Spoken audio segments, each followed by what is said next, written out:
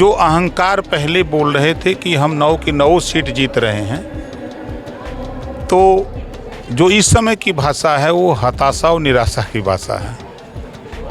चूँकि 2 जीत पाए, 7 हार गए। पत्रकार भाई भी कह रहे थे कि सेमीफाइनल है 27 का, अब तो सेमीफाइनल क्लियर हो गया। मत है तो बोलो, सदन में सांसद हैं तेरे, बोलते क्यों नहीं हो? ओम प्रकाश से सीखो, 6 विधायक लेकर के पूरे सदन में लड़ता रहता हूँ। तो लोग कहते हैं विरोध बल बतियाते हैं, ये विरोधी पाकिस्तान का पानी पी लिए हैं। जब मशीनों की छेड़छाड़ की बात करते हैं तो इन लोगों की बातों पर हमको मजाक आता है। जब ये हारते हैं तो ईवीएम का रोना रोते हैं, जब जीत जाते हैं तो फिर ईवीएम सही होता है। उत्तर प्रदेश सरकार में कैबिनेट मंत्री ओम प्रकाश राजभर जी इस वक्त हैं, स्पोर्ट्स में आए हुए हैं। स्पोर्ट्स में छोटे बच्चों को किस तरीके से आगे आना चाहिए, कार्यक्रम आप समझिए। देखिए, खेल एक पूरे दुनिया में प्रचलित है और भारत में भी अलग अलग तरीके से अलग अलग समय पे, जैसे हम लोगों के समय में कबड्डी थी, वॉलीबॉल था, अब जूडो कराटे आ गया, फिर उसके बाद अब आप देख रहे हैं क्रिकेट आ गया, बास्केटबॉल आ गया। तो खेल से देश और एक भाईचारा पैदा होता है। जैसे अब इसी कार्यक्रम में विभिन्न प्रदेशों से कोच और उनके बच्चे आए थे, तो एक दूसरे से प्रेम, परस्पर मिलन की भावना पैदा होती है और खेल से लोगों में एकता भी पैदा होती है। मौजूदा समय में संभल का मामला चल रहा है। संभल पे किसकी राजनीति चल रही है? समाजवादी पार्टी कहती है, भारतीय जनता पार्टी कहते हैं, बीजेपी के लोग कहते हैं समाजवादी घाट। देखिए, वहाँ असली बात तो ये है कि वहाँ के मुसलमानों ने बीजेपी को वोट क्यों दिया।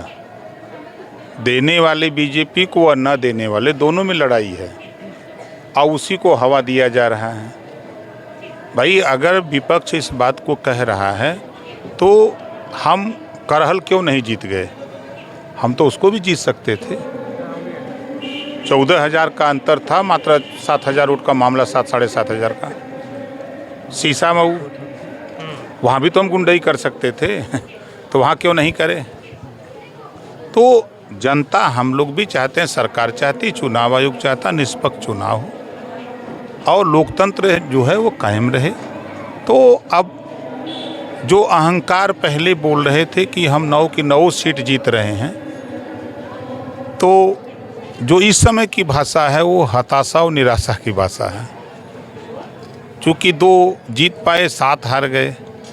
इसी चुनाव को तमाम पत्रकार भाई भी कह रहे थे कि सेमीफाइनल है 27 का, अब तो सेमीफाइनल क्लियर हो गया। एक पोस्टर भी लगा था 27 के सत्ताधीश है। भाई वही ना 9 का अहंकार बोल रहा था। देखिए, अहंकार एक ऐसी चीज़ है कि वो नाश करता है। रावण को अहंकार हुआ, कंस को अहंकार हुआ, तो जिसको अहंकार हुआ उसका नाश होता है। ये इतिहास है। तो चुनाव के पहले की भाषा आप देखिए और चुनाव के बाद की भाषा सुनिए। देश में आज ये ज़रूरत है, एक भी बार रोहिणी आयोग की रिपोर्ट लागू करने के लिए न समाजवादी पार्टी, न कांग्रेस, न बसपा के पास समय नहीं है। ये रोहिणी आयोग है क्या?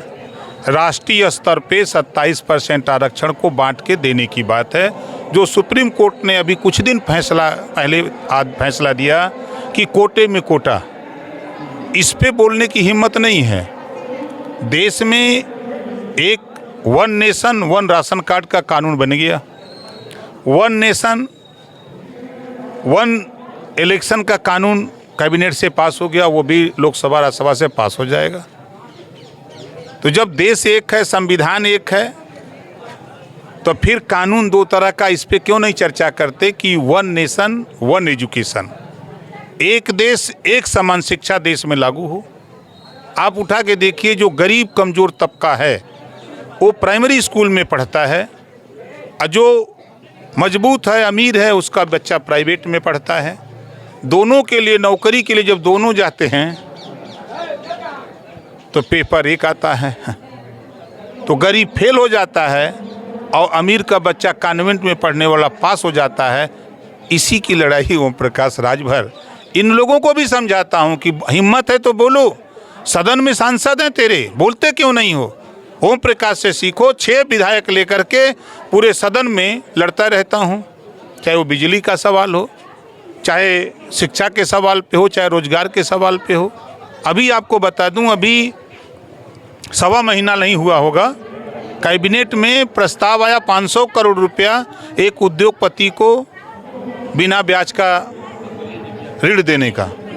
मैंने कहा कि माननीय मुख्यमंत्री जी, ये तो पास होगा ही, हम अकेले हैं, लेकिन एक और पास इसी के साथ हो जाए कि 5 करोड़ अगर उद्योगपति को बिना ब्याज का दिया जा रहा है तो हमारे तमाम नौजवान पढ़ लिख करके बेरोजगार घूम रहे हैं, तो उनको भी 5 लाख रुपए बिना ब्याज का दिया जाए। नहीं नौकरी मिलती तो 5 लाख लगा कर रोजगार करे। कैबिनेट में चर्चा हुई, पास हो गया। मिनिमम शिक्षा कक्षा 8, उम्र 21 से 40 साल, 5 लाख ब्याज, 5 लाख लेके नौजवान रोजगार करे और ब्याज सरकार देगी। ये भी कानून हम लड़ते हैं कि जहाँ कानून बनता है। अभी जीरो पॉवर्टी गरीबों के लिए, जिनके आवास नहीं बन पाते थे, शौचालय नहीं, पेंशन नहीं, शिक्षा नहीं मिलती थी, आयुष्मान कार्ड नहीं बना, उनके रास्ते नहीं बने, नाली नहीं बना, उनके लिए निःशुल्क 1 साल के अंदर 15 लाख परिवार को हम ये व्यवस्था देने जा रहे हैं। तो हम तो वहाँ लड़ के कानून बना के दे रहे हैं। जो व्यवस्था है बाबा साहब डॉक्टर अम्बेडकर जी ने संविधान में जो व्यवस्था दिया है, उस व्यवस्था की आज जैसे खेल हो रहा है, आज सरकार कटिबद्ध है। जो प्लेयर गोल्ड मेडल लेके आ रहा है, आज उस बच्चे को जो है नौकरी सरकार बुला के दे रही है ना। तो चीज़ें हम लोग बेहतर करना चाहते हैं और विपक्ष सहयोग के बजाय विरोध एक भाषा सीख लिया है। अगर हम बोलते हैं तो लोग कहते हैं विरोध बतियाते हैं। ये विरोधी पाकिस्तान का पानी पी लिए हैं। अखिलेश यादव अभी का जो जीत हुई है, बीजेपी ज़बरदस्ती की है, मशीनों से छेड़छाड़ हुई है। फिर मैं कह रहा हूँ कि करहल और सीसा मऊ में क्यों नहीं छेड़छाड़ हुआ? जब मशीनों की छेड़छाड़ की बात करते हैं तो इन लोगों की बातों पर हमको मजाक आता है। जब ये हारते हैं तो ईवीएम का रोना रोते हैं, जब जीत जाते हैं तो फिर ईवीएम सही होता है। ये क्यों नहीं करहल में कहे कि यहाँ छेड़छाड़ हुआ इस नाते हम जीत गए, सीसा मऊ में छेड़छाड़ हुआ इस नाते हम जीत गए? इनको बोलना चाहिए था, लेकिन हिम्मत तो है नहीं, सच कहने की हिम्मत है नहीं। अच्छा, एक धीरेन्द्र शास्त्री यहाँ पद यात्रा किया, हिंदू जोड़ने की बात की, जात पात की करो विदाई, हम सब हिंदू भाई भाई। तो जाति हटेगी तो राजनीति पे बड़ा प्रभाव पड़ेगा, कैसे देखते हैं? देखिए, जाति तब तक रहेगी जब तक तहसील में तहसीलदार ठप्पा मार के देगा कि तुम बाबन हो, तुम ठाकुर हो, तुम अहीर हो, तुम भर हो, चमार हो, धोबी हो, धरिकार हो। जब तक तहसील में ठप्पा मार के देंगे और नौकरियों में फार्म में जाति, उसके बाद उपजाति पूछते रहेंगे, तब तक जातिवाद खत्म नहीं हो सकता। लाख आंदोलन हो, मेरा अपना मानना है कि सबसे पहले तहसीलों से जाति प्रमाण पत्र देना बंद करो, तब जातिवाद खत्म करने की बात करो। उनकी पदयात्रा में बड़े बड़े नेता, अभिनेता, बहुत लोग समर्थन भी दिए, किस तरीके से? वो देखिए, अब देखिए, आंदोलन में जा रहे हैं, अब वो बुला रहे हैं, बाबा हैं, तब बाबा के यहाँ तो सभी लोग जा रहे हैं, चाहे वो नेता हो, चाहे परेता हो, चाहे भूत हो, चाहे परेत हो, सब बाबा के यहाँ जाके माथा टेक रहे हैं कि बाबा आशीर्वाद दे दें। आशीर्वाद बाबा देंगे? शिक्षा अगर चाहिए तो बनारस में यूनिवर्सिटी खुली है, 6 गो, यहाँ शिक्षा मिलेगी, यहाँ शिक्षा मिलेगी। जो बीमार होगा, इलाज कराना होगा तो उसको आना होगा हॉस्पिटल, तब उसका इलाज होगा। इंजीनियर बनना है तो पढ़ना पड़ेगा। ये ओम प्रकाश राजभर की भाषा भैया। अच्छा, एक नारा बहुत चल रहा है, बटेंगे कटेंगे एक हैं तो सेफ हैं, क्या देखिए, नहीं देखिए, ये तो राजनीति है। सच तो ये है, ये ब्रह्मा जी ने कहा है कि संघे शक्ति कलयुग है। कलयुग में संगठन में ताकत है, संगठित होकर के रहिए। उसका उदाहरण हम आपको बता दें। देखिए, अब हम बोलते हैं तो लोग कहते हैं विरोध बतियाता है नेता। 4 बार सपा की सरकार में 815 दंगे हुए, बंटने का नतीजा था ना, आपस में कटुता पैदा करने का नतीजा था। 1300 जन की हानि हुई, 600 दंगे बसपा के शासन में हुए, 1200 जन की हानि हुई। दोनों का रिकॉर्ड कांग्रेस ने तोड़ा। तो बंटने का नतीजा था ना। कि क्यों बंट रहे हो? नफरत से क्या मिलेगा? भाईचारा पैदा करो, आपस में मिल के रहो, एक साथ रहो। आप बताओ, हॉस्पिटल में किसी का खून पूछा जाता है? जब कोई मरीज भर्ती होता है, चाहे पंडित जी भर्ती हो, चाहे राजभर जी हो, चाहे चमार जी हो, चाहे कोनो जी हो, डॉक्टर ब्लड मांगता है। वो नहीं कहता कि पंडित जी भर्ती हैं तो पंडिया जी का खून चाहिए, वो ग्रुप बोलता है कि कौन सा ग्रुप का खून चाहिए। इस नाते स्टेशन पर चले जाए ट्रेन में, जब काउंटर पर टिकट लेता है कोई, आप जाओ चाहे एसी में बुक कराने जाओ तो कोई नहीं पूछता है कि आप किस जाति के हो, वहाँ पूछता कि एसी वाला कि नॉन एसी वाला।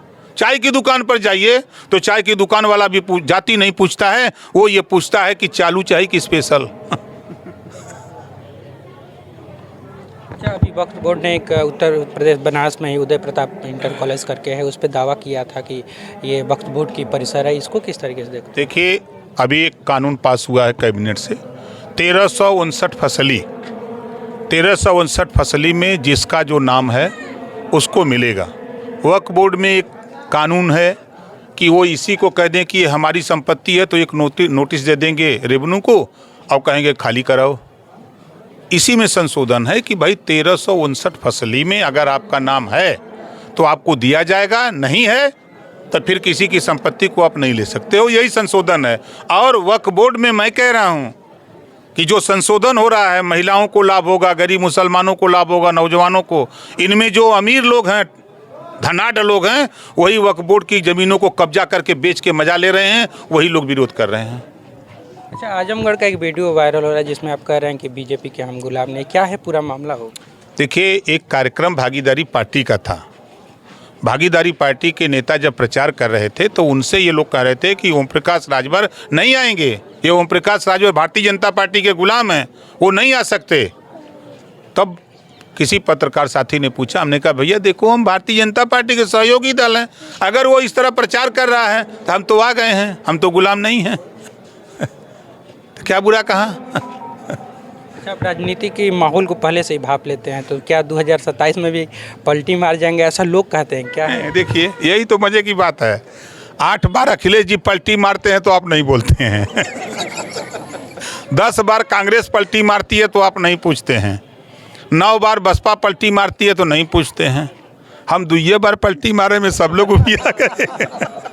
तीसरी बार भी मारेंगे क्या? हैट्रिक लगेगा? ऐसा कुछ नहीं है। राजनीति में कब क्या होगा कहा नहीं जा सकता है। कोई मानता था कि मोदी जी प्रधानमंत्री बनेंगे, कोई मानता था कि बीजेपी की 17 में गवर्नमेंट आएगी, कोई मानता था कि झारखंड में एक एमएलए मुख्यमंत्री बन जाएगा, कोई मानता था कि 2017 में योगी जी मुख्यमंत्री बनेंगे। पर्दे से बाहर थे, लेकिन बनाया गया। आवश्यकता महसूस हुई, लोगों को बना दिया। तो चीज़ें राजनीति में अब अभी जैसे आप ही अभी किस चैनल में है अब आप जानते हैं, नहीं वो ठीक है। ऐसे कुछ लोग दूसरे के चैनल में काम करते हैं तो उनका कौन ठिकाना है कि कौन चैनल में रहेंगे। अच्छा, सहयोगी दल में 27 में अगर बीजेपी आपको मुख्यमंत्री बनाई तो बन जाएंगे? नहीं, आपको बनाएंगे तो नहीं बनेंगे। हम चला नहीं पाएंगे राजनीति। क्यों नहीं? देखिए, आपको बता दूं, ये भरम निकाल दीजिए, हम कर नहीं सकते। क्यों नहीं कर सकते? जिस दिन वर्दी आपको पहना दी जाएगी उस कुर्सी पर, तो उस कुर्सी में ऐसा पावर है कि आप बखूबी चला लेंगे। इतिहास ऊपर से लेकर नीचे तक आइए, लोगों ने चलाया ना, लोगों ने चलाया। पंडित जवाहरलाल नेहरू जी जब अंतिम समय था तो उन्होंने कहा कि हमारा देश कैसे चलेगा, तो हमारे जैसे बकचोद भी वहाँ थे। लोगों ने कहा कि आप जाएंगे, आपसे अच्छे अच्छे लोग आते रहेंगे और आवश्यकता उत्पत्ति की जननी है, पैदा होते रहेंगे, देश चलता रहेगा, देश अपने चरम पे रहेगा। आज उठा के देखिए, उस समय सिंगल सड़क थी, 4 लेन हुई, 6 लेन हुई, आज एक्सप्रेसवे बन रहे हैं। तो ये है आंदोलन है, ये लड़ाई है, ये राजनीति में सब कुछ जायज़ है। अच्छा, यहाँ तो हिंदू की एकता की बात होती है, लेकिन बांग्लादेश में हिंदुओं पे अत्याचार हो, उस पर कोई नेता बोलता भी नहीं है, क्या बोलेंगे आप? नहीं, देखिए, मैं फिर कह रहा हूँ कि हम इंसान हैं, उसके बाद तब हिंदू मुसलमान हैं। हम लोगों को मिल करके रहना चाहिए, भाईचारा पैदा करके रहना चाहिए। आप किसी के ऊपर जुल्म करने का अधिकार नहीं है पूरी दुनिया में। अगर आप वो लोग कर रहे हैं तो गलत कर रहे हैं, ऐसा नहीं करना चाहिए। बलूचिस्तान में कि यहाँ के हैं तौफीक रजा नेता हैं, कहते हैं हम सड़कों पे आ जाएंगे तो रूह कांप जाएगी, तो क्या हिंदुओं को डर के रहना पड़ेगा? रूह क्या होता है? उनसे जरा मिल जाए तो पूछे कि रूह क्या होता है। अभी तो वो जिंदा हैं। हम भी तौफीक रजा से मिले हैं, जानते हैं कितनी हैसियत है। देखिए, कुछ लोग होते हैं कि वो खाली बोलते हैं, कुछ करते नहीं हैं। कुछ लोग हैं बोलते नहीं हैं, वो काम करते हैं। आज देश जिस मुकाम पे है, जिस ऊंचाई पर है, आप अगर बॉर्डर पे आप देखें तो जो पहले आतंकवादी घटनाएं बड़े पैमाने पर होती थी, आज उसमें बड़ी गिरावट आई है। आज बड़ी गिरावट आई है। आप सेना के किसी जवान से पूछिए, हमसे मत पूछिए, सेना में जो हैं उनसे पूछेगा तो वो बताएंगे बेहतर आपको कि आज क्या है। आज हम लोग जो यहाँ उछल कूद कर रहे हैं, देश के अंदर आनंद ले रहे हैं, अमन चैन से सो रहे हैं, रह रहे हैं, वो बॉर्डर पे रहने वाले हमारे जो सैनिक हैं वो भी आज बड़ी संख्या में अमन चैन से हैं। लोग कहते हैं बीजेपी मंदिरों की राजनीति करती है, तो 2027 में मथुरा पे कुछ होगा क्या? देखिए, जिसको जो पसंद है वो वही करता है। अब यहीं आप उठा के देखिए, अभी हमने 7-8 साल के बच्चे को देखा कि उसको कराटे पसंद है।